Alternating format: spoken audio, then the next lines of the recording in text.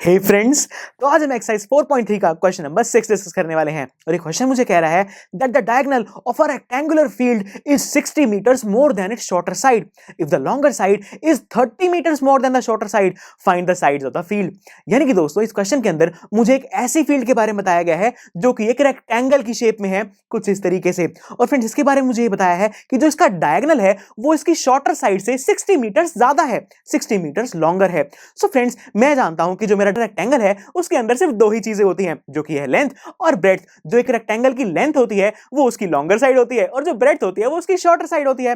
तो मैंने मान लिया कि इस रेक्टेंगुलर फील्ड की जो शॉर्टर साइड यानी कि जो ब्रेड्थ है वो है x। तो दोस्तों इस क्वेश्चन के अंदर मुझे बताया गया था कि जो डायगोनल है वो शॉर्टर साइड यानी कि ब्रेड्थ से 60 मीटर ज्यादा है। तो यानी कि मैं कह सकता हूं कि इस रेक्टेंगुलर फील्ड का जो डायगोनल है वो है x + 60। और बिल्कुल इसी तरीके से मुझे यह भी बताया गया था कि इस रेक्टेंगुलर फील्ड की जो लॉन्गर साइड यानी कि लेंथ है it is 30 metres more than the shorter side, यानी कि जो लेंथ ऑफ दिस रेक्टेंगल होगी it will be equal to x + 30। So friends इस क्वेश्चन के अंदर जो सारा गिवन डेटा था उसे तो मैंने यूज कर लिया। इसके बाद इस क्वेश्चन मुझे कहा गया है कि मुझे इस रेक्टेंगल की जो साइड्स यानी कि लेंथ और ब्रेड्थ है उसे फाइंड आउट करना है। लेकिन फ्रेंड्स इस क्वेश्चन के अंदर ना तो मुझे इस रेक्टेंगुलर फील्ड का एरिया गिवन है ना पेरीमीटर, तो मैं यहां पर किस चीज का फॉर्मूला अप्लाई करूं?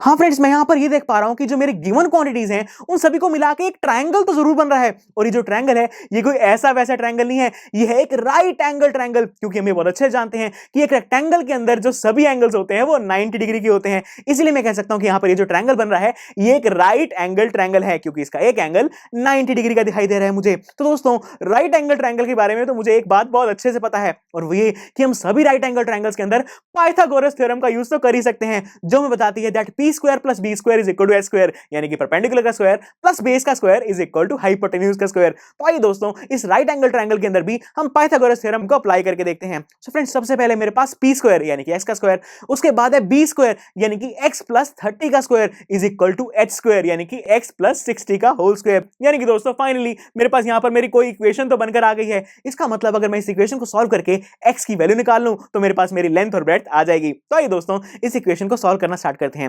फ्रेंड्स इसकी लेफ्ट हैंड साइड में सबसे पहले है मेरे पास x स्क्वायर, तो उसे मैंने एज इट इज लिख दिया। उसके बाद है x + 30 का होल स्क्वायर। दोस्तों ये आपको a + b के होल स्क्वायर की तरह लग रहा, राइट फ्रेंड्स? इसका मतलब मैं यहां पर a + b के होल स्क्वायर की गारंटी लगा सकता हूं जो कि होता है a स्क्वायर यानी कि x का स्क्वायर प्लस b स्क्वायर यानी कि 30 का स्क्वायर प्लस 2ab यानी कि 2 × x × 30। और बिल्कुल इसी तरीके से अगर मैं बात करूं मेरी राइट हैंड साइड की तो वहां पर है x + 60 का होल स्क्वायर, और फ्रेंड्स x + 60 का होल स्क्वायर के अंदर भी हम a + b के होल स्क्वायर की गारंटी लगा सकते हैं। तो यहां पर सबसे पहले आएगा a स्क्वायर यानी कि x का स्क्वायर प्लस b स्क्वायर यानी कि 60 का स्क्वायर प्लस 2ab यानी कि 2 × x × 60। और फ्रेंड्स अब इस इक्वेशन के अंदर जो मेरी लेफ्ट हैंड साइड है जब मैंने उसे सॉल्व किया तो मेरे पास आ रहा है 2x square plus 900 plus 60x। इसके बाद दोस्तों जब मैंने इसकी राइट हैंड साइड को सॉल्व किया तो मेरे पास आ रहा है x square plus 3600 plus 120x। तो दोस्तों अब आप यहां पर देख पा रहे होंगे कि मेरे पास मेरे x स्क्वायर की टर्म्स आ रही हैं, यानी कि दोस्तों मेरे पास यहां पर एक क्वाड्रेटिक इक्वेशन बन चुकी है। लेकिन मैं ये देख पा रहा हूं कि जो मेरी इक्वेशन है वो स्टैंडर्ड फॉर्म में नहीं है, क्योंकि हम जानते हैं कि जो हमारी स्टैंडर्ड फॉर्म है उसकी राइट हैंड साइड पर 0 होता है। तो इसलिए मैंने क्या किया, मैं अपनी राइट हैंड साइड वाली सभी टर्म्स को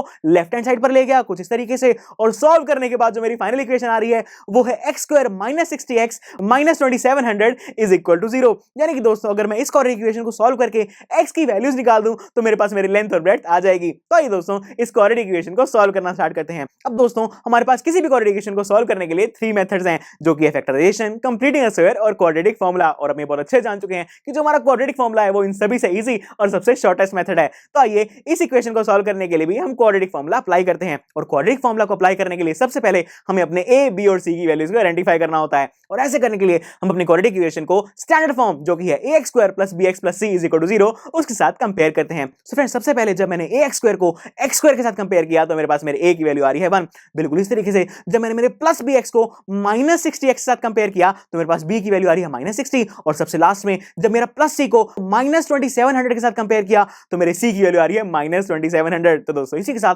मेरे पास मेरे a, b और c तीनों की वैल्यूज आ चुकी हैं। तो आइए अब हम सेकंड स्टेप के अंदर ये चेक करते हैं कि जो हमारी क्वाड्रेटिक इक्वेशन है उसके सॉल्यूशंस एग्जिस्ट भी करते हैं या फिर नहीं।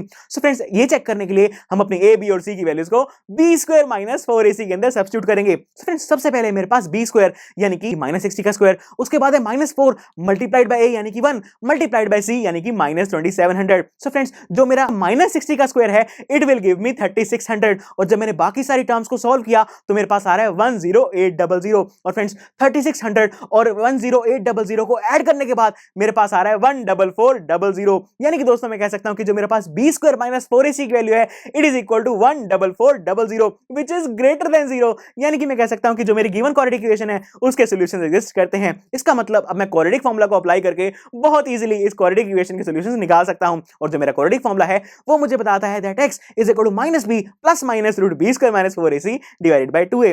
फ्रेंड्स इस फार्मूला के अंदर सबसे पहले मेरे पास माइनस बी यानी कि माइनस माइनस 60, उसके बाद है प्लस माइनस का साइन और उसके बाद है root b square minus 4ac। दोस्तों बी स्क्वायर माइनस 4ac की वैल्यू तो हम ऑलरेडी निकाल चुके हैं which is equal to 14400 divided by 2a यानी कि 2 into 1 क्योंकि यहां पर हमारे a की वैल्यू 1 थी। सो फ्रेंड्स मैं इस इक्वेशन के अंदर देख पा रहा हूं कि मेरे पास सबसे पहले आ रहा है माइनस माइनस 60, तो यहां पर माइनस और माइनस साइन कैंसिल हो जाएंगे and they will give me plus 60।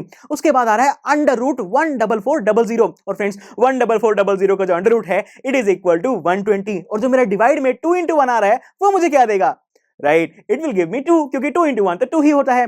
यानी कि दोस्तों यहां पर मैं देख पा रहा हूं कि जो मेरा x है उसके लिए मेरे पास इक्वेशन बनकर आ रही है that x is equal to 60 plus minus 120 divided by 2। यानी कि दोस्तों अगर मैं एक बार यहां पर प्लस और एक बार माइनस साइन को कंसीडर करूं तो मेरे पास मेरे x की 2 वैल्यूज आ जाएंगी। सो फ्रेंड्स जब मैंने प्लस साइन को कंसीडर किया तो मेरे पास मेरी इक्वेशन आ रही है that x is equal to 60 plus 120 divided by 2 और जब मैंने माइनस साइन को कंसीडर किया तो मेरे पास वैल्यू आ रही है that x is equal to 60 minus 120 divided by 2। So friends जो मेरी फर्स्ट वैल्यू है उसका न्यूमरेटर है 60 प्लस 120 और 60 प्लस 120 होता है 180 और इस 180 को जब मैंने 2 से डिवाइड किया तो मेरे पास मेरे x की वैल्यू आ रही है 90। और बिल्कुल इसी तरीके से जब मैंने सेकंड इक्वेशन को सॉल्व करना स्टार्ट किया तो वहां पर जो मेरा न्यूमरेटर था it was equal to 60 minus 120 और 60 में से जब मैंने 120 को माइनस किया तो मेरे पास आया माइनस 60 और माइनस 60 को 2 से डिवाइड करने के बाद मेरे पास वैल्यू आ रही है माइनस 30। यानी कि मैं कह सकता हूं कि जो मेरी गिवन क्वाड्रेटिक इक्वेशंस थी उसकी जो 2 रूट्स हैं वो है x is equal to 90 and x is equal to minus 30। लेकिन दोस्तों इस क्वेश्चन के अंदर ये x था ही क्या, राइट ये जो मेरा x है it was equal to breadth of the rectangular field. तो दोस्तों यहां पर तो मेरे पास x की 2 वैल्यूज हैं, अब मैं यहां पर x की कौन सी वैल्यू कंसीडर करूं,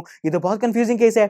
लेकिन फ्रेंड्स ये जो मेरी x की सेकंड वैल्यू माइनस 30 आ रही है जरा इसे ध्यान से ऑब्जर्व कीजिए। क्या दोस्तों किसी भी रेक्टेंगल की जो ब्रेड्थ है वो नेगेटिव में हो सकती है?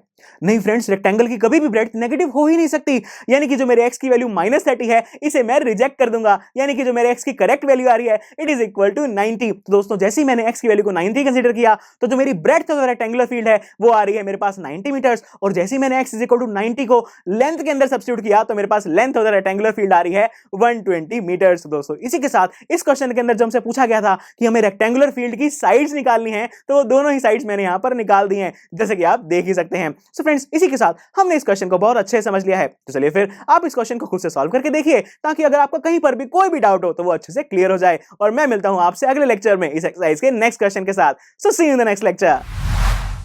आई एम श्योर स्टूडेंट्स आपको ये लेक्चर काफी पसंद आया होगा और ऐसे ही मजेदार तरीके से अपने हर एक कॉन्सेप्ट क्लियर करने के लिए डाउनलोड कीजिए पीयू स्टैक ऐप को, जहां पर आपके पास और भी बहुत सारे ऑप्शंस होंगे जैसे कि back exercise solutions, tip videos, sample papers and much more. So what are you waiting for? Download the app now.